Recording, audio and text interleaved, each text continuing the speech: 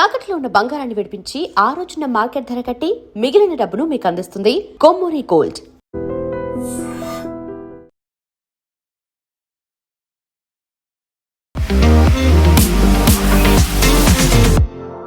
నమస్తే, నేను Kavitha. Welcome to I dream news and నిజాలు. ఎట్టకేలకు ఇరాన్ యుద్ధ విరమణ కోసం 3 కండిషన్లను అమెరికా ముందుంచింది. అందులో స్ట్రెయిట్ ఆఫ్ హర్మూజ్ని ఓపెన్ చేయడంతో పాటుగా అమెరికా తమ నౌకలని దిగ్బంధించింది, దాన్ని తొలగించాలని.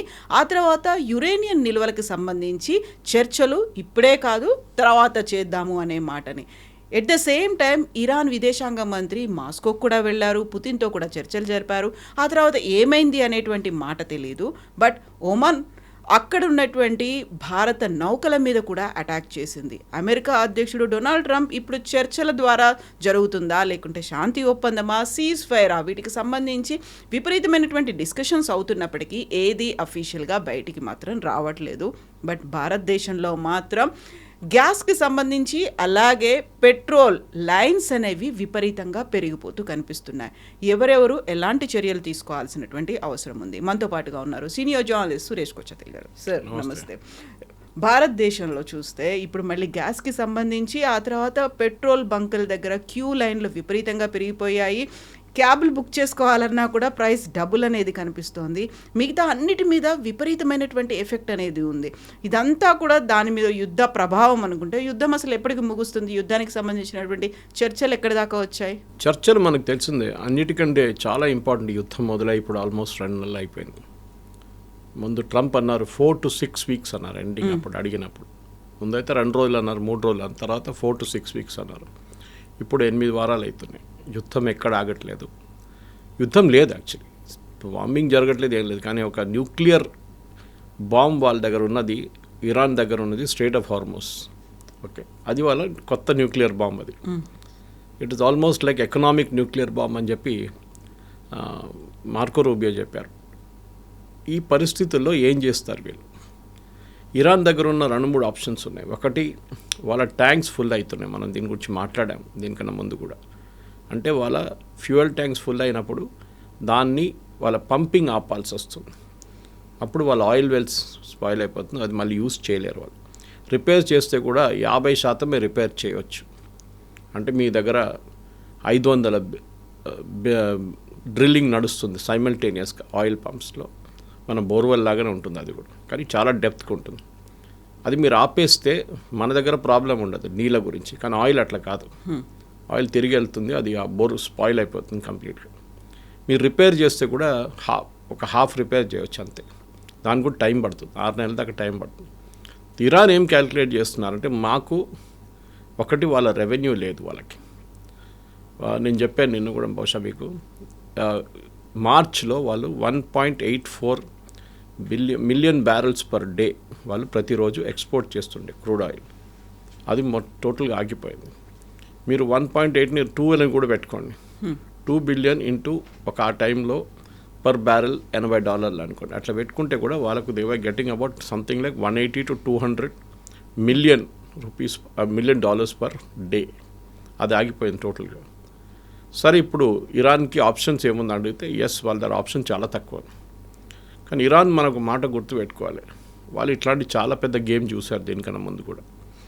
ఎస్పెషలీ సద్దాం హుసేన్తో జరిగిన, ఇరాక్తో జరిగిన 8 year వార్ 1980sలో, అది ఇరాన్ యొక్క చాలా పెద్ద లెసన్ నేర్పించారు.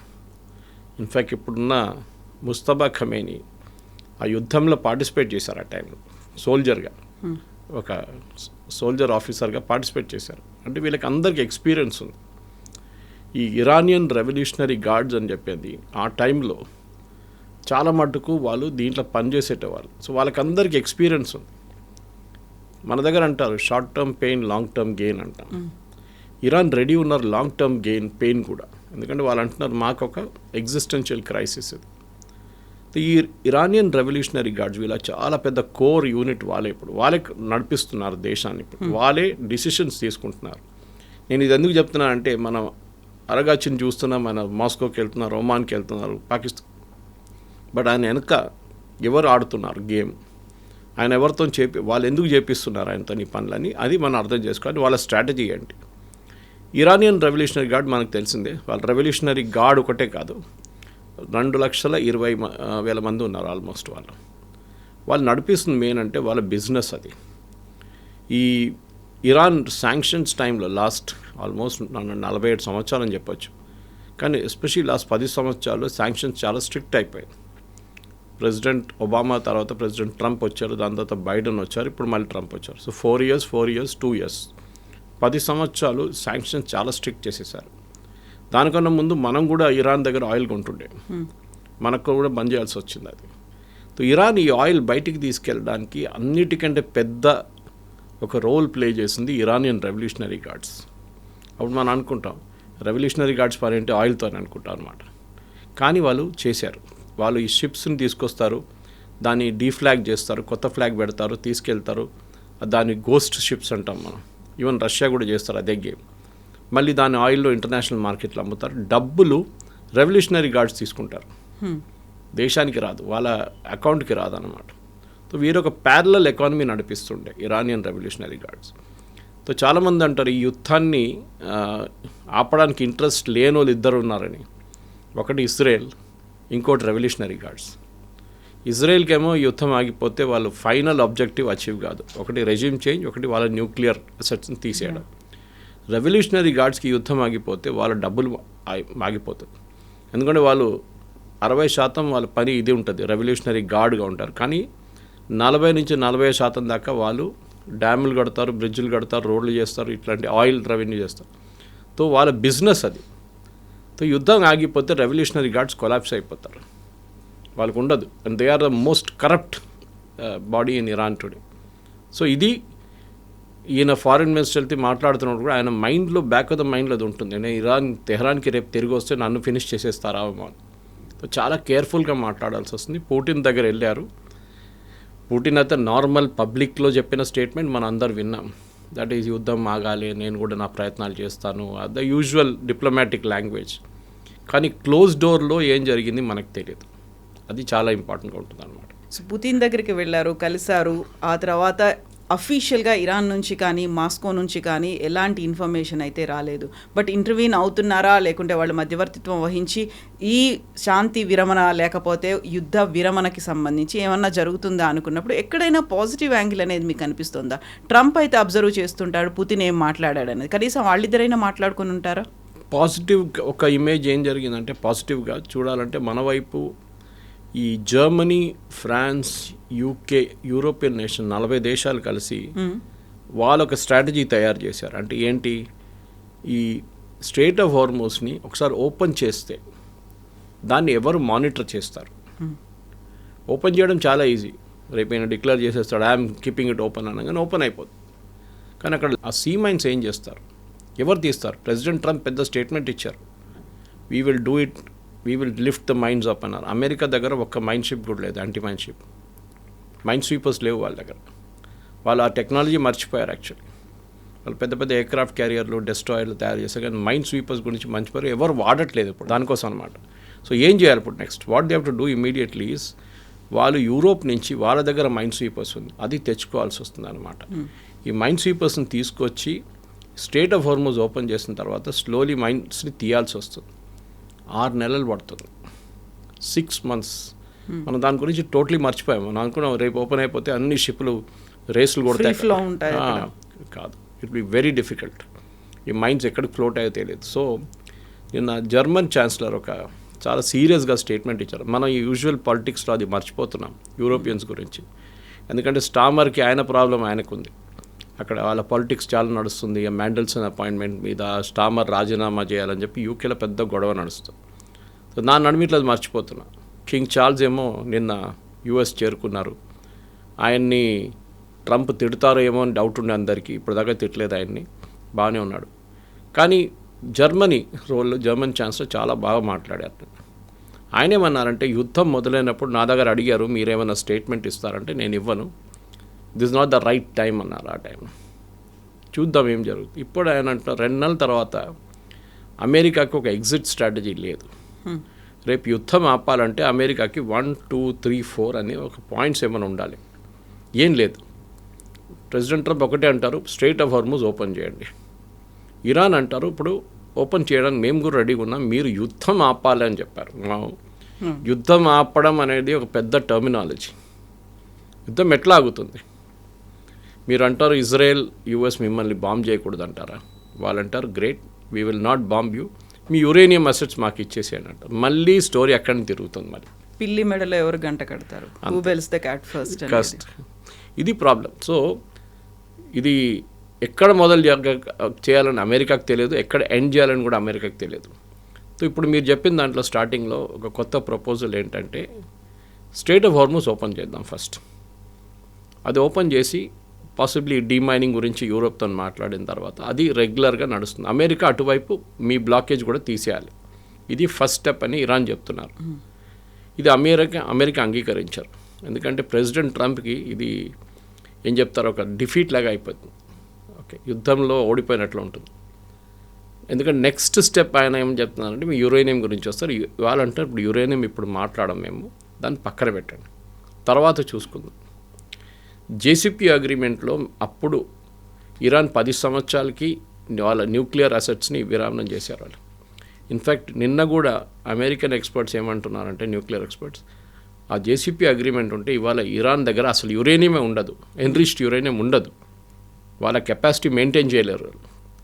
ఎందుకంటే మీరు సెంట్రిఫ్యూజ్ ఎక్కువ రోజు ఐడిల్గా పెట్టుకోలేరు, సెంట్రిఫ్యూజ్ని వాడాలి వస్తుంది.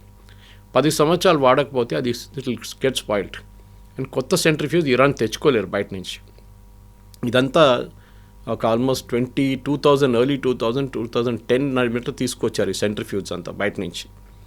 ఇప్పుడు అది ఏం చేయలేరు, ఎందుకంటే ఈ సెంట్రిఫ్యూజ్ అనేది చాలా హై స్పీడ్లో తిరుగుతుంది. మన స్కూల్లో అయితే మనం టెస్ట్ ట్యూబ్ చేస్తాం, కానీ ఇదైతే it is something like 1000 rounds per second. 1000 rounds per second తిరుగుతుంది సెంట్రిఫ్యూజ్ ట్యూబ్స్, పెద్ద స్టెయిన్లెస్ స్టీల్ ట్యూబ్స్ ఇది. సో దాంట్లోనే ప్యూరిఫై చేస్తారు వీళ్ళు అనమాట. ప్యూరిఫై చేసి బాటంలో సెటిల్ అవుతుంది, మళ్ళీ దాన్ని తీసేస్తారు, మళ్ళీ తిప్పుతారు, మళ్ళీ సెటిల్ అవుతుంది, మళ్ళీ తీసేస్తారు. మనం as we do in college residue లాగా మారిపోతుంది. సో ఇది చాలా మటుకు ఇంపార్టెంట్. అది ఇరాన్ అప్పుడు అంగీకరించారు. ఇప్పుడు తిరిగి చూస్తే agreement was very good. President Obama, ఇప్పుడు ట్రంప్ ఏమంటున్నారంటే ఆయన చింపి పడేస్తారు, మీకు తెలుసు కదా కాగితాలు, ఇదంతా యూజ్లెస్ అని చెప్పి. ట్రంప్ మొన్న ఒక స్టేట్మెంట్ ఇచ్చారు కవిత గారు, మేమెందుకు పాకిస్తాన్కి వెళ్ళాలి, 18 గంటలు ట్రావెల్ చేయాలి, life is become very tiring, very tough these days అన్నారు. పాసిబ్లీ ఆయన యుద్ధం గురించి మాట్లాడుతున్నారు. ఆయన రిమైండ్ చేయాలంటే ఏంటంటే president Obama and John Kerry వాళ్ళ సెక్రటరీ ఆఫ్ స్టేట్, వాళ్ళు 21 నెలలు కష్టపడ్డారు దీనికోసం. జాన్ కెరీ ఎంత తిరిగారో అందరికీ తెలుసు, రికార్డ్ ట్రావెలింగ్ ఉండే ఆయనది. ఆయన వెళ్తారు ఇరాన్కి, తిరిగి వస్తారు, మళ్ళీ వెళ్తారు, మళ్ళీ తిరిగి వస్తారు, అంతా 18 అవర్ ఫ్లైటే కదా అంతా. సో నిన్న ఈవెన్ పాస్ట్ యుఎస్ ప్రెసిడెంట్స్ కూడా చాలా మటుకు ట్రావెల్ చేశారు దీనికోసం. ఎవరు చేయలేదని లేదు, కానీ వీళ్ళు అంగీకరించారు ఇదంతా. ప్రెసిడెంట్ ట్రంప్కి ఏంటంటే he wants easy way out. ఆయన అనుకున్నారు యుద్ధం వేసి బాంబు వేస్తే అయిపోతుంది, కాదు.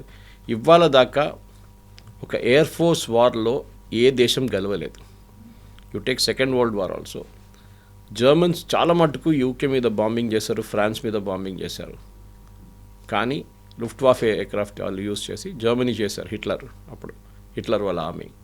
కానీ గెలవలేకపోయారు వాళ్ళు. Unless your boots on the ground మీరు గెలవలేరు. అది ప్రెసిడెంట్ ట్రంప్ రెడీగా చేయడానికి అదనమాట. ఇది చాలా మటుకు మన పాత అమెరికన్ ప్రెసిడెంట్ చూస్తే కూడా ఆ కోల్డ్ వార్ టైంలో నెగోషియేషన్స్ అనేది చాలా కాంప్లికేటెడ్ ఉంటాయి. In fact I think it was Harry Truman or somebody, వీళ్ళ నడిమిట్లో ఒక పెద్ద చర్చ నడిచింది ఆ టైంలో, సోవియట్ టైంలో. Harry Truman I think travel Soviet యూనియన్కి వెళ్ళారు, తిరిగి వచ్చారు. అండ్ ఆ టాక్స్లో ఫైనల్ టాక్స్ నడిచింది కోల్డ్ వార్ టైంలో నడిచింది ఇరాన్లో. That's irony of it. The talks were held in ఇరాన్కి సంబంధం లేదు దీంతో. నేను ఎందుకు చెప్తాను అంటే హిస్టరీలో చాలా ఉన్నాయి, అది చెప్పుకొని పోతే పెద్ద ఒక స్టోరీ, అది చాలా ఇంట్రెస్టింగ్ స్టోరీ. ఈ travel by ship to Africa, from there he took a flight, then ఈ కార్లో వెళ్ళారు, ట్రావెలింగ్ చేశారు వీళ్ళందరూ. దీనికి కష్టపడాలి. దీనికి మీరు ఒక యుద్ధం మొదలు పెడితే మీరు అక్కడ వాషింగ్టన్లో కూర్చొని బటన్ ప్రెస్ చేస్తే కాదు. You have to really walk the talk అంటాం ఇంగ్లీష్లో. రియలీ 18 గంటలు అంటే 24 గంటలు ట్రావెల్ చేసి వాళ్ళ దగ్గర మాట్లాడి మళ్ళీ తిరిగి వచ్చి మళ్ళీ మాట్లాడి వాళ్ళ దగ్గర you have to keep back and four, shuttle diplomacy అంటారు దాన్ని. ఇది వీళ్ళు చేయలేకపోతున్నారు. ప్రెసిడెంట్ ట్రంప్కి అంత ఈజీగా జరగాలి, నేను కష్టపడినా అంటే కాదు. అది యుక్రెయిన్ రష్యా వార్ చూడండి, 4 సంవత్సరాలు అయింది. ఇక్కడ 1,00,000 మంది చనిపోయారు, అక్కడ 1,00,000 మంది చనిపోయారు, దానికన్నా ఎక్కువ చనిపోయారు యాక్చువల్లీ.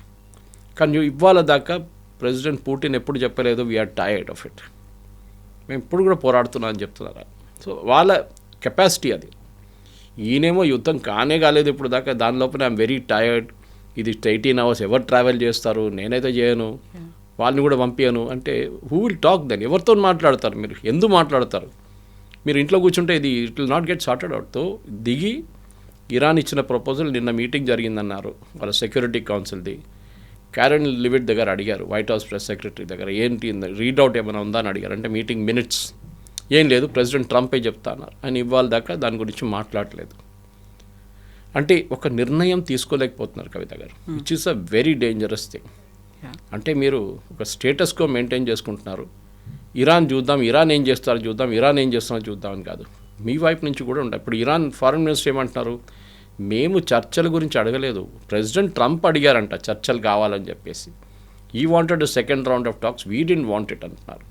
కానీ ప్రెసిడెంట్ ట్రంప్ దగ్గర నుంచి డినైల్ రాలేదు ఇప్పుడు. ఇంకోటి, అమెరికాలో కొంతమంది మీడియా ప్రొఫెషనల్స్ ఉన్నారు, వాళ్ళ స్పీచెస్ని అనలైజ్ చేస్తారు, చాలా బాగా చేస్తారు. సో వాళ్ళు ప్రెసిడెంట్ ట్రంప్ లాంగ్వేజ్ చూస్తున్నారు. We have all the cards on the table, we have one the war, మేము వాళ్ళు మొత్తం కొట్టేసాం. వాళ్ళు లీడర్షిప్ సేమ్ స్టేట్మెంట్ అయినా ఇప్పుడు దాకా 35 సార్లు రిపీట్ చేశారు. 35 సార్లు. What is said on day 5, యుద్ధం మొదలై 5 రోజుల తర్వాత చెప్పిన స్టేట్మెంట్ ఇవాళ కూడా చెప్తున్నారు. అంటే మీరు కొత్తది ఏం చేశారు? 5 నుంచి ఇప్పుడు ఈ 2 నెలలు అవుతున్న 5 రోజుల నుంచి నెలల పాటు ఇప్పుడు వస్తున్నప్పుడు మీరు ఏం చేశారు? What did you do for 30 + 25 days, 55 days మీరు ఏం చేశారు చెప్పండి? ఏం లేదు. Nothing news happen. ఆ ఫస్ట్ స్టేజ్లో జరిగిన బాంబింగ్ జరిగింది. దాని తర్వాత వీళ్ళ అసెట్స్ మీద కొట్టారు, కొన్ని న్యూక్లియర్ సైట్స్ మీద కొట్టారు, అది అయిపోయింది. దాని అవతల ఏం జరగట్లేదు. ఇప్పుడు ఒక కంప్లీట్ ఫ్రీజ్ అయిపోయినట్లుందన్నమాట. అమెరికానేమో మేము అలసిపోయామని చెప్తోంది, ఇరాన్కేమో ఒక అవసరమైన యుద్ధం ముగించాల్సినటువంటి పరిస్థితులు ఉన్నాయని చెప్తోంది. బట్ ఇజ్రాయెల్ మాత్రం యాక్టివ్గానే ఉందా? కరెక్ట్. వాళ్ళు మీరు లెబనాన్లో చూసుంటారు, సీజ్ ఫైర్ అని చెప్పారు ఫస్ట్ ప్రెసిడెంట్ ట్రంప్. వారం పాటు 10 రోజుల పాటు దాన్ని ఎక్స్టెండ్ చేశారు 2 weeksకి. 2 నెలల్లో 2 వారాలు తెలియదు ఎగ్జాక్ట్లీ నాకు, 2 వారాలు అనుకుంటాను. మళ్ళీ ఇజ్రాయెల్ డైలీ బాంబ్ చేస్తున్నారు, డైలీ. ఇప్పుడు హెజ్బుల్లా ఏమంటున్నారంటే మేము సూసైడ్ అటాక్లు మొదలు పెట్టేస్తాం. వాళ్ళు యాక్చువల్లీ కొన్ని రోజుల నుంచి చేయట్లేదు, కొన్ని రోజులు కాదు కొన్ని సంవత్సరాల నుంచి చేయట్లేదు సూసైడ్ బాంబింగ్. అదే ఇటు మొదలైతే then Israel will go all out. ఎందుకంటే ఇది ఇరాన్ నిన్న కూడా వాళ్ళ స్టేట్మెంట్ ఇచ్చారు, మేము మా రీజనల్ అలైస్ని మేము వాళ్ళ తోడే ఉంటాం, మేము we will not give up అని. అంటే హెజ్బుల్లా, హూతీ, హమాస్ వీళ్ళు ముగ్గురు మాతోనే ఉంటారు, వాళ్ళకి మేమే సహాయం చేస్తామని చెప్పేసి క్లియర్గా చెప్తున్నారు. మన అందరు తెలిసిందే, ఇరాన్ సహాయంతోనే హెజ్బుల్లా ఈ స్టేట్లో ఉన్నారు. ఇవాళ బషర్ అల్ అసాద్ గవర్నమెంట్ ఉన్నప్పుడు కూడా చాలా మట్టుకు ఇరాన్ నుంచే ఆయుధాలు డైరెక్ట్ లెబనాన్కి వెళ్తుండే through Bashar al Assad government. ఆ గవర్నమెంట్ని కింద పడేయడానికి చాలామంది కష్టపడ్డారు. ఒకటి దాంట్లో మెయిన్గా ఇజ్రాయేలే. ఎందుకంటే వాళ్ళకి ఆ గవర్నమెంట్ పోతే వాళ్ళకి ఆ వెపన్ రూట్ ఉంటుంది చూడండి, అది ఆగిపోతుంది. అది ఒక పెద్ద స్టోరీ ఉంది దాంట్లో. మొస్సాడ్ అది మెయిన్ మనిషి ఈ ట్రాన్స్పోర్ట్ చేసే ఒక ఆయన్ని ఒక ట్రైన్లో ట్రావెల్ చేస్తున్నప్పుడు 120 కిలోమీటర్లు మన దగ్గర వందే భారత్ లాంటి ట్రైన్లో ట్రావెల్ చేస్తున్నప్పుడు ఫుల్ స్పీడ్లో వెళ్తున్నప్పుడు ఒక స్నైపర్ కూర్చొని కొట్టారు ఆయన్ని. So that is a big story. It is there on the యూట్యూబ్కి వెళ్తే మీకు వచ్చేస్తుంది. I don't remember the name of the gentleman, but he was killed by a Israeli sniper. So వాళ్ళకి ఇజ్రాయెల్కి ఏంటంటే వీళ్ళు ఆయుధాలు ఆపాలి, మెయిన్గా ఆయుధాలు సప్లై రాకూడదు. అండ్ ఇరాన్ దగ్గర లేదు కూడా ఇప్పుడు ఆయుధాలు. కానీ హెజ్బుల్లా దగ్గర ఉన్న ఆయుధాలని వాళ్ళు డిసామ్ చేయాలి. ఇప్పుడు లెబనాన్ మాట్లాడలేదు చూడండి, లెబనాన్ క్వైట్ అయిపోయారు. నేను చెప్పాను చూడండి, మున్సిపల్ ఎలక్షన్ కూడా ఉండే వాళ్ళ దగ్గర. వాళ్ళు ఎందుకు క్వైట్ అయిపోయారంటే వాళ్ళు దే కెనాట్ హ్యాండిల్ హెజ్బుల్లా, వాళ్ళు చేయలేరు. సో ఇజ్రాయెల్ సెల్ఫిష్ మోటివ్ ఏంటంటే ఇరాన్ని కంప్లీట్గా నాశనం చేసేదాకా మేము ఆగము. యూఎస్ కావాలంటే వెళ్ళిపోవచ్చు, మాకు ప్రాబ్లం లేదు, మమ్మల్ని అడ్డుకోకూడదు అంతే. మా పని మమ్మల్ని చేయనియండి, మేము మా పని మేము చేసుకుంటాం, మీ వైపు నుంచి మాకు పొలిటికల్గా మమ్మల్ని ఆపకూడదు. That is the main thing. మీకు గుర్తుంటుంది, దానికోసం ఫస్ట్ సీజ్ ఫైర్ వీళ్ళ నడిమిట్లో జరిగింది, యూఎస్ అండ్ ఇరాన్ నడిమిట్లో. స్ట్రేట్ ఆఫ్ హోర్మోజ్ కానీ ఎక్కడైనా కానీ సీజ్ ఫైర్ అన్నారు. అప్పుడే వీళ్ళు అన్నారు అక్కడ కూడా సీజ్ ఫైర్ కావాలంటే కాదని చెప్పారు ట్రంప్, మీకు గుర్తుంటుంది అది. Now that cease fire was done అక్కడ. కానీ ఇజ్రాయెల్ పట్టించుకోవట్లేదు, హెజ్బుల్లా కూడా పట్టించుకోవట్లేదు, సీజ్ ఫైర్ లేదు అక్కడ. సో ఇజ్రాయెల్ వాళ్ళ లాంగ్ టర్మ్ స్ట్రాటజీ అంటే వాళ్ళు కంప్లీట్గా ఫినిష్ చేయడానికి వెళ్తున్నారు అనమాట. బహుశా నిన్న మన ఐరన్ డోమ్ గురించి కూడా మాట్లాడాం. దట్ ఇజ్రాయెల్ ఐరన్ డోమ్ తీసుకొచ్చి యుఏఈలో పెట్టారు. ఆలోచించండి, ఇజ్రాయెల్ ఈ ఇరాన్ ఫైర్ చేస్తున్న మిసైల్స్ని అడ్డుకోవడానికి వాళ్ళ ఐరన్ డోమ్, చాలా ఫేమస్ ఐరన్ డోమ్, అది ఆ ఐరన్ డోమ్ ఇజ్రాయెల్ నుంచి తీసుకొచ్చి మొత్తం టీంని కూర్చోబెట్టారు యుఏఈలో. ఏదైనా అరబ్ రాజ్యం ఎప్పుడైనా ఇజ్రాయెల్ సహాయం తీసుకుంటారా? ఇది కేస్. అంటే ఇప్పుడు సౌదీ అరేబియా ఇవాళ ఏం స్టేట్మెంట్ ఇచ్చారంటే అబ్రహాం అకార్డ్ మేము అంగీకరించాము. ఈ అబ్రహాం అకార్డ్ మెయిన్ మనిషి president Trump son in law Jared Kushner. ఆయన ప్రెసిడెంట్ టర్మ్ ఫస్ట్ టర్మ్లో ప్రెసిడెంట్ ట్రంప్ ఉన్నప్పుడు 2018 టర్మ్లో అప్పుడు జారెడ్ కుష్నర్ చేసిన మెయిన్ ఒక పని ఇది అబ్రహాం అకార్డ్. అంటే ఏంటి Abraham accord? Israel as a nation మీరు అంగీకరించాలి, అంతే. మీరు ఇజ్రాయెల్ ఎగ్జిస్ట్ అని చెప్పి అంగీకరించి సంతకం పెట్టాలి. దాన్ని ఫస్ట్ నేషన్ అరబ్ కంట్రీస్లో చేసింది యుఏఈ. యుఏఈ ఒక ఏం చెప్తారు, ఒక ప్రో అమెరికన్గా మారిపోయారు, ప్రో ఇజ్రాయలీగా మారిపోయారు. పక్కన ఉన్న సౌదీ అరేబియాకి అది పెద్ద ప్రాబ్లం. సౌదీ అరేబియాకి ఇజ్రాయెల్తో అసలు పడదు. And more importantly Saudi Arabia ఇరాన్తో కూడా వాళ్ళకి పడదు. ఒకటి షియా, ఇక్కడ ఒక సున్నీ, నడిమిట్లో UAE. UAE is now becoming a చాలా క్రూషియల్ పాయింట్. ఎందుకంటే ఒకటి వాళ్ళ ఎకానమీ టూరిజం మీద డిపెండెంట్ ఉండే, వాళ్ళకి ఇది ఎంత రేపు ఫినిష్ అయిపోతే బాగుంటుందని. కానీ అంత ఈజీ కాదు కవిత గారు. యుద్ధం రేపు ఆగితే కూడా దీని ఆఫ్టర్ ఎఫెక్ట్స్ మినిమం 2 సంవత్సరాల దాకా ఉంటుంది. సో ఆ ఎఫెక్ట్ అనేది ఇప్పుడు మన దగ్గర కూడా కనిపిస్తున్నట్టుంది కదా, లైన్లలో ఉంటున్నారు పెట్రోల్ బంకుల దగ్గర, ఇవన్నీ కనిపిస్తున్నాయంటే నో షార్టేజ్ బోర్డులు పెట్టినప్పటికి కూడా ఒక ప్యానిక్ క్రియేట్ అవుతుందా, లేదు నిజంగానే ఒక క్రైసిస్ అనేది వచ్చిందా? మీరు నిజంగా 2 years అని అంటున్నారు, 2 years అన్ఇమాజినబుల్, అసలు మన వల్ల కాదు అలాంటి పరిస్థితి. ఇప్పటికిప్పుడు 2 నెలలకి ఇలాంటి పరిస్థితి ఉంటే భవిష్యత్ ఏంటి? లేదు, మనకు ప్రాబ్లం లేదు. I'm reading from a government statement, ఇవాళ టైమ్స్ ఆఫ్ ఇండియాలో వచ్చింది. Sujatha Sharma, joint secretary petroleum and natural gas, ఈ ఆంధ్రప్రదేశ్లో కొన్ని చోట్ల జరిగిన ఈ panic buying was cause by panic buying and centre was in touch with this. మా దగ్గర 30 నుంచి 33% డీజిల్ సేల్ సర్టన్ స్టేట్స్లో పెరుగుతుంది అంటున్నారు. అది ప్యానిక్ బయింగ్ ఉండొచ్చు మోస్ట్లీ. ఇంకోటి సమ్మర్ ఇప్పుడు, సో డీజిల్ జనరేటర్స్ చాలా మటుకు యూస్ చేస్తారు ఎక్కడెక్కడ పవర్ ఫెయిలియర్ ఉందో. ఇన్ఫ్యాక్ట్ మొన్న country had the highest amount of electricity consumed అన్నమాట మన దగ్గర. కానీ అప్పుడు కూడా గ్రిడ్ ఫెయిలియర్ లేకుండే, చాలా బాగా నడిచింది అనమాట మన. సో ఇది ఉన్నాయి. సో ఇంకోటి ఏంటంటే వీళ్ళ పేమెంట్ సిస్టమ్ మార్చారు. ఆయిల్ కంపెనీస్ ఏమంటున్నారంటే రీటైల్ అవుట్లెట్ దగ్గర మీరు ముందే పేమెంట్ చేయండి, తర్వాత మేము డీజిల్లో పెట్రోల్ సప్లై చేస్తాం మీకు. ముందు అట్లా లేకుండే. ముందు వీళ్ళు సప్లై చేసిన తర్వాత 2 రోజుల్లో వీళ్ళు అమ్మిన పెట్రోల్ డబ్బులు, డీజిల్ డబ్బులతో వీళ్ళు డబ్బులు కడుతుండే. ఇప్పుడు ఏమైపోయిందంటే రీటైల్ అవుట్లెట్స్ వాళ్ళ దగ్గర ఉన్న డబ్బులు ముందే కట్టాల్సిందంట. అంటే మీరు ఫర్ ఎగ్జాంపుల్ మీరు ఇన్ని లీటర్స్ తెచ్చుకుంటారు డీజిల్, ఇన్ని లీటర్ పెట్రోల్ తెచ్చుకుంటే maybe 5 lakhs, 10 lakhs, 15 lakhs payment చేస్తారు మీరు. వీళ్ళకి ఈ రొటేషన్ చాలా క్రూషియల్, ఇది మార్జిన్ తక్కువే కదా, సో రొటేషన్ ఉండాలి కాన్స్టెంట్లీ. ఇప్పుడు వీళ్ళేమంటారంటే మాకు 2-3 రోజుల తర్వాత వస్తుంది డీజిల్, పెట్రోల్, అన్నీ రావట్లేదు. మెయిన్గా వీళ్ళు కాన్సన్ట్రేట్ చేస్తున్న సిటీ అవుట్లెట్స్ మీద కాన్సన్ట్రేట్ చేస్తున్నారు. సిటీలో ప్యానిక్ ఉండకూడదు అని చెప్పేసి. మీరు నార్త్ ఇండియాలో ప్యానిక్ లేదు. నిన్న జరిగింది ఆంధ్రప్రదేశ్లోనే. చంద్రబాబు నాయుడు గారు అన్నారు అదేదో వాట్సాప్ మెసేజెస్ పంపించారంటే ఎవరో, దాంతో జరిగిందని. సో ప్యానిక్ బయింగ్ చేయక్కర్లేదు. వీ హ్యావ్ ఇనఫ్ స్టాక్ అని చెప్పి చాలా క్లియర్గా వీళ్ళు చెప్పారనమాట, యూనియన్ పెట్రోలియం మినిస్ట్రీ. అది కాకుండా ఆంధ్రప్రదేశ్లో 400 ఫిల్లింగ్ స్టేషన్ షట్ డౌన్ చేశారు temporary due to severe fuel crisis cause by panic buying అంటున్నారు. The other states have no such problem అని చాలా క్లియర్గా. ఇప్పుడు ఈ పిఎన్జీ స్టాక్ గురించి మాట్లాడుతున్నారు. సో పిఎన్జీ గురించి కూడా చెప్తే సఫిషియెంట్ స్టాక్స్ మా దగ్గర డీజిల్, పెట్రోల్ ఉంది, ఏ సిచ్యువేషన్ మాకు ప్రాబ్లం లేదు అని చెప్తున్నారు. మా స్ట్రాటజిక్ ఆయిల్ రిజర్వ్స్ కూడా ఉంది మన దగ్గర చాలా మటుకు. 63 రోజుల స్టాక్ మన దగ్గర ఉంది. ఈ రోజు నుంచి ఇంకా ఈ రోజు కదా, ఎప్పుడు ఓకే, ఎప్పుడు మన దగ్గర 63 రోజులు ఉంటుంది. ప్రతి దేశం ఇది మెయింటైన్ చేస్తారు. చైనా ఇస్ ద హైయెస్ట్, 240 రోజుల స్టాక్ వాళ్ళ దగ్గర ఉంటుంది. సో అది కాకుండా పిఎన్జీ గురించి చెప్పారు. పిఎన్జీలో కనెక్షన్ తీసుకున్న వాళ్ళు 42,000 మంది పిఎన్జీ కనెక్షన్ తీసుకున్నారు. వాళ్ళ ఎల్పిజీ కనెక్షన్ సరెండర్ చేయాల్సి వస్తుంది. ఇప్పుడు మీ ఇంటికి పిఎన్జీ కనెక్షన్ వస్తే పైప్ న్యాచురల్ గ్యాస్, మీ ఎల్పిజి డియాక్టివేట్ అయిపోతుంది. మీకు ఎల్పిజి తీసుకోలేరు. ఎందుకంటే అది ఇది 2 కావాలంటే కాదు, ఏదో ఒకటి తీసుకోండి అంతే. అండ్ మోస్ట్లీ పిఎన్జీ తీసుకోవాల్సి వస్తుంది. సో స్లోలీ, ఎందుకంటే మన దేశంలో 50% పైప్ న్యాచురల్ గ్యాస్ మన దేశంలోనే ప్రొడ్యూస్ అవుతుంది.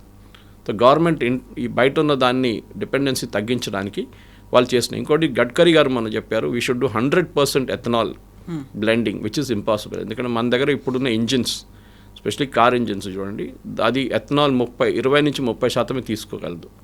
40 కూడా కొంచెం టఫ్ ఉంటుంది. కొత్త ఇంజిన్లు కావాలంటే they can go to 100% ethanol also. కానీ దానికి టైం పడుతుంది. బహుశా ఇంకో 5-10 సంవత్సరాల తర్వాతనే 50-60% బ్లెండింగ్ తీసుకుంటే మన ఇంపోర్ట్ బిల్ అంతా తగ్గిపోతుంది. మన గల్ఫ్ నేషన్స్ మీద డిపెండ్ కాక్కర్లేదు. చేయాల్సింది. It's a good move. Already మన దగ్గర ఎలక్ట్రిక్ కార్స్ మొదలైనవి, చాలా మటుకు ఎలక్ట్రిక్ 2 వీలర్స్ మొదలైనవి. So over a period of time బహుశా నెక్స్ట్ 10 yearsలో మన ఇంపోర్ట్ బిల్ 50-60% కట్ డౌన్ అయిపోతుంది, విచ్ ఇస్ చాలా పెద్ద మూవ్. ఎందుకంటే మనకు తెలుసు ఇండియన్ రైల్వేస్ దగ్గర ముందు డీజిల్ ఇంజిన్సే ఉండే మొత్తం, దానికన్నా ముందు కోల్ ఇంజిన్స్ ఉండే, తర్వాత డీజిల్ ఇంజిన్స్. ఇప్పుడు ఇండియన్ రైల్వేస్ మొత్తం ఎలక్ట్రిఫై చేసేసరి కంప్లీట్గా. సో వాళ్ళ సేవింగ్స్ ఆలోచించండి, ఎంత పెద్ద సేవింగ్స్ ఉంది వాళ్ళకి. టెన్షనే లేదు వాళ్ళకి, డీజిల్ లేదంటే ఏం కాదు, మాకు ఎలక్ట్రిసిటీ ఉంది కదా అని చెప్పేసి అది నడిపించుకోండి. So no problem. ఈ ప్యానిక్ బయింగ్ బంద్ చేస్తే బాగుంటుంది. లైన్లు కట్టకండి. పెట్రోల్ డీజిల్ అడిక్వేట్ స్టాక్ ఉంది. ప్రాబ్లమ్ ఈజ్ ఓన్లీ ఈ పేమెంట్ మెకానిజం మార్చారు, దాంతోనే ప్రాబ్లం వచ్చింది. అది కాకుండా సిటీలో ఈ సండే డీజిల్ పెట్రోల్ సప్లై కాలేదు చర్లపల్లి అక్కడ అవుట్లెట్ నుంచి. అది బహుశా అదేదో మిస్కమ్యూనికేషన్ ఉండొచ్చు. మేబీ వాళ్ళు ఒక రోజు బ్రేక్ తీసుకున్నారేమో, సో దాంతో జరిగింది. కానీ I don't think there is a major issue. కాకపోతే గల్ఫ్ ఆఫ్ ఒమన్ దగ్గర మన నౌకల మీద అటాక్ జరిగింది. 2 నౌకల మీద ఒక హెచ్చరికలు జారీ చేశారు. ఇరాన్ వాళ్ళు IRGC అటాక్ చేసింది అనుకున్నప్పుడు ఇంకా అక్కడ ఉన్నటువంటి భారతీయులు లేకుంటే ఆ నౌకలో ఉన్నటువంటి సిబ్బంది అందరికీ ఒక ప్యానిక్ అనేది వస్తుంది. ఆ తర్వాత నిజంగా అలాంటి పరిస్థితి ఉంటే మనతో ఫ్రెండ్షిప్ బాగానే ఉంది కదా, మళ్ళీ మన దాని మీద ఎందుకు అటాక్ చేశారు అనేది వస్తుంది. ఆ తర్వాత మళ్ళీ రావడానికి కష్టం అవుతుంది కదా, క్రైసిస్ అనేది వస్తుంది కదా అనే ఆలోచనలు. ఇన్ఫ్యాక్ట్ ఆ రోజు జరిగిన అటాక్ తర్వాత ఒక్క అటాక్ కూడా ఇవాళ దాకా జరగలేదు. అది వాళ్ళేమన్నారంటే వాళ్ళ వైపు నుంచి మిస్కమ్యూనికేషన్. అంటే వీళ్ళ దగ్గర లోకల్ కమాండర్స్ ఉంటారు. ఈ లోకల్ కమాండర్స్కి ఇండియా షిప్ ఏది, చైనా షిప్ ఏది అని తెలియదు. They are not maritime experts. A flag ఉంది, ఓనర్ ఒకరు ఉండొచ్చు. Owner might be an Indian, flag might be a Liberian, operating crew might be Philippines. ఇట్లా ఉంటుంది ఎట్లయినా. సో మిక్స్ ఉంటుందన్నమాట. సో వీళ్ళకి అదంతా కాంప్లికేషన్స్ తెలియదు. ఇంకోటి ఫ్లాగ్ మార్చేసుకుంటారు, రాత్రికి రాత్రి మార్చుకుంటారు ఫ్లాగ్ వాళ్ళు. ఓకే, వాళ్ళు ఏం చెప్తారు, UK ఫ్లాగ్ ఉంటే దాన్ని దింపి వీళ్ళు ఇండియన్ ఫ్లాగ్ పెడతారు. ఆ రోజు అటాక్ జరిగిన తర్వాత మీకు గుర్తుంటుంది, ప్రెసిడెంట్ ట్రంప్ అన్నారు, ఈ డిడ్ంట్ మెన్షన్ ఇండియన్ షిప్స్. ఆయన ఏమన్నారు, ఒక UK షిప్ ఇంకొక ఫ్రెంచ్ షిప్ని కొట్టారని చెప్పారు. వేరేజ్ మనం ఏం చెప్పాం, మన షిప్ అని చెప్తున్నాం, దానికి పేర్లు మనదే ఉన్నాయి. సో కాంప్లికేషన్స్ ఉన్నాయి. కానీ ఇప్పటికీ ఆ రోజు జరిగిన అటాక్ తర్వాత ఇంకా అటాక్లు జరగలేదు. ఎందుకంటే ప్రెసిడెంట్ ట్రంప్ ఒక వార్నింగ్ ఇచ్చారు, మీకు గుర్తుంటుంది. If you see any ships, అంటే ఇరానియన్ షిప్స్, చిన్న షిప్స్ మైన్ వేయడం మేము చూస్తే వాళ్ళని మేము ధ్వంసం చేసేస్తామన్నారు. ఇరాన్ దగ్గర ఇప్పుడు మైన్ లేయింగ్ కెపాసిటీ షిప్స్ లేవు వాళ్ళ దగ్గర. వాళ్ళు మ్యాక్సిమం ఏం చేయొచ్చు అంటే ఇట్లాంటి చిన్న క్రాఫ్ట్ తీసుకెళ్ళి, చిన్న బోట్లు తీసుకెళ్ళి దాని నుంచి మైన్ కింద పడేయచ్చు. కానీ వాళ్ళ మైన్స్ కూడా ఇప్పుడు లేదు. వాళ్ళు వేసిన మైన్స్ కూడా ఎక్కడుందో వాళ్ళకి తెలియదు ఇప్పుడు. సో వార్నింగ్ ఎట్లయిందంటే, అంటే మీ షిప్పులు దిగంగానే మిమ్మల్ని కొట్టేస్తాం, మీరు మైన్స్ వేస్తారో ఏమేస్తారో మాకు తెలియదు. కానీ ఇవాళ దాకా దాని తర్వాత అటాక్లు ఏం జరగలేదు. ఏ షిప్ని వాళ్ళు హైజాక్ చేయలేదు, బోర్డ్ చేయలేదు. సో ఇప్పుడు ఒక స్టేటస్ కో లాగా ఉంది. అటువైపు US ఆపేస్తున్నారు ఇరానియన్ షిప్స్ని, ఇటువైపు వీళ్ళు ఇక్కడి నుంచి బయటికి వెళ్ళడానికి. కానీ ఏదో ఒక రోజు నెక్స్ట్ 3 daysలో I think there will be a break through.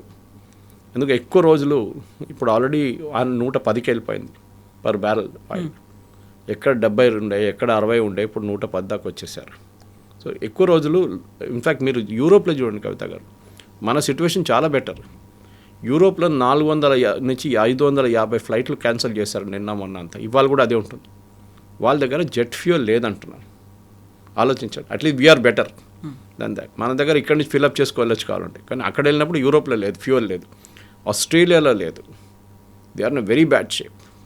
So అట్లాంటి దేశాలు చూస్తే మనం మేబీ మన కన్జ్యూమరిజం తక్కువ ఉండొచ్చు, వాళ్ళగా మన కానీ we are one of the top 10 consumers లోకంలో. ఇన్ఫ్యాక్ట్ టాప్ 5 చెప్పొచ్చు మనం. చైనా ఉంటుంది, ఇండియా ఉంటుంది, US ఉంటుంది, జపాన్ ఉండొచ్చు, రష్యా. సో అట్లాంటి దేశాల్లో మనం కూడా చాలా కన్జ్యూమ్ చేస్తున్నాం. మన 140 కోట్ల పాపులేషన్ ఉంది మనకి. కానీ మన దగ్గర యాజ్ ఆఫ్ నౌ సిచ్యువేషన్ స్టేబుల్గానే ఉంది. కానీ మీరు చెప్పినట్ల మన సీఫేరర్స్ మీద వారు దాడి చేయడం అనేది అక్కడొక్కటే కాదు. పర్షియన్ గల్ఫ్లో ఆల్మోస్ట్ 5,000 మంది మన సీఫేరర్స్ ఉన్నారు. చాలా షిప్స్ అక్కడ ఆగిపోయినాయి.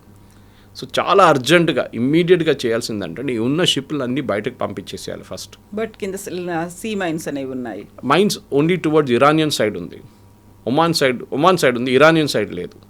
ఒమాన్ వైపు వేశారు వాళ్ళు. So the ships can go, చాలా క్లియర్. ప్రాబ్లం అంత పెద్ద ప్రాబ్లం లేదు. అదే టైంలో ప్యారలల్గా యూరోపియన్ యూనియన్ వాళ్ళ షిప్ని తీసుకొచ్చి వాళ్ళు డీమైనింగ్ స్టార్ట్ చేస్తే ప్రాబ్లం. సో ఈ ఇరాన్ ఇచ్చిన ప్రపోజల్ యూఎస్ యాక్సెప్ట్ చేస్తే బాగుంటుంది.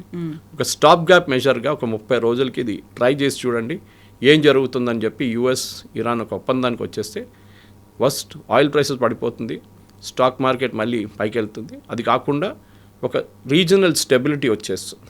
ఎందుకంటే Qatar, Kuwait, Bahrain and even Saudi Arabia వాళ్ళ ప్లాంట్స్ రిపేర్ చేయాలి, వాళ్ళు రిఫైనరీస్ రిపేర్ చేయాలి, దానికున్న సామగ్రి తెచ్చుకోవాలి వాళ్ళు. సో వాళ్ళు యూరోప్లో ఆర్డర్ ఇస్తే కూడా అది రావాలి, వాళ్ళకి ఇంకా నిలబడుతుంది. సో రిపేర్ ఎప్పుడు చేస్తారు దానికోసం చెప్పాను. ఇప్పుడు ఓపెన్ అయితే కూడా నెక్స్ట్ 2-3 సంవత్సరాల దాకా సిచ్యువేషన్ స్టెబిలైజ్ కావాలని టైం తీసుకుంటుంది. ఆయిల్ ప్రైసెస్ అరౌండ్ 18-19 ఉంటుంది, దానికన్నా కిందకి రాదు. అది మెయిన్ పాయింట్. సో కన్విన్స్ అవ్వాలి, కన్వీనియంట్గా ఏముందో అనేది చర్యలు తీసుకోవాలి. Yes, I think the practical move ఇది ఒకటే ఉంది. ఇప్పుడు స్టేట్ ఆఫ్ హార్మూజ్ని ఓపెన్ చేయండి, ఓకే, అది ఇంపార్టెంట్.